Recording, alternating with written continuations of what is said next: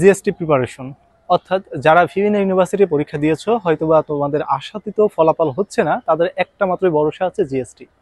এখন জিএসটি ইউনিভার্সিটির জন্য 1 থেকে 1.5 মাস সময় আছে এবং এই সময়ের ভিতরে কিভাবে আমাদের প্রস্তুতিটা ফুলফিল করতে পারি এবং কোন ধরনের প্রস্তুতি নিলে আমরা জিএসটিতে ভালো একটা পজিশন করতে পারি, তো এই রিলেটেড কথাবার্তাই থাকবে মূলত এই ভিডিওতে।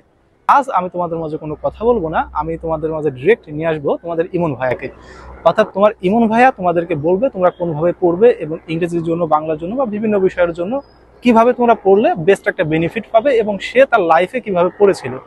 তো আশা করি তোমরা তার কথাগুলো শুনলে এবং সেগুলো মেনে চললে তোমরাও এই ইউনিভার্সিটি অ্যাডমিশন অর্থাৎ জিএসটি ইউনিভার্সিটি অ্যাডমিশনে খুব একটা ভালো মেরিট করতে পারবে। ওকে, আসসালামু আলাইকুম। ধন্যবাদ তোমাদের শাকিল ভাইকে আমাকে তোমাদের সামনে কথা বলার সুযোগ করে দেওয়ার জন্য। দেখো, আমি যার কাছ থেকে শুনেছি যারা অন্যান্য বিশ্ববিদ্যালয়ে যাদের ভালো মেরিট আসেনি বা আসতেছে না, তাদের মেইন কারণ ছিল ইংরেজি। আমি তোমাদের বারবার আগে বলেছিলাম যে তোমরা ইংরেজি ভালো করে পড়ো, দেখবা অন্যান্য সাবজেক্ট অটো ভালো হয়ে যাবে। কিন্তু তোমরা আমার কথা রাখোনি, তোমরা আমার কথা না রেখে বাংলা, জিকে সহ অন্যান্য যে সাবজেক্ট ছিল এগুলোর উপরে ফোকাস দিয়েছো, যার কারণে তোমরা অন্যান্য বিশ্ববিদ্যালয়ে মনের মতো একটা রেজাল্ট পাওনি। এখন তোমরা সামনে যেহেতু জিএসটি আসতেছে, জিএসটির আমি বলবো তোমাদের সর্বপ্রথম কাজ করবা ইংরেজির উপরে ফোকাস দিবা। ইংরেজির প্রতিটা টপিক ফোকাস করার দরকার নেই, অনলি সেই সমস্ত টপিক ফোকাস দিবা যেগুলো থেকে প্রিভিয়াসে সব থেকে বেশি প্রশ্ন এসেছে।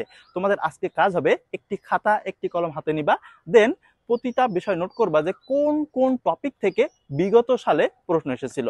তোমরা যদি ইংরেজিতে সর্বোচ্চ ফোকাস দিতে পারো তাহলে আশা করি তোমরা আমাদের জিএসটি যে 21 থেকে 22টি ভালো ভালো বিশ্ববিদ্যালয় রয়েছে, এখান থেকে সব থেকে ভালো বিশ্ববিদ্যালয়ে তুমিও পড়তে পারবে।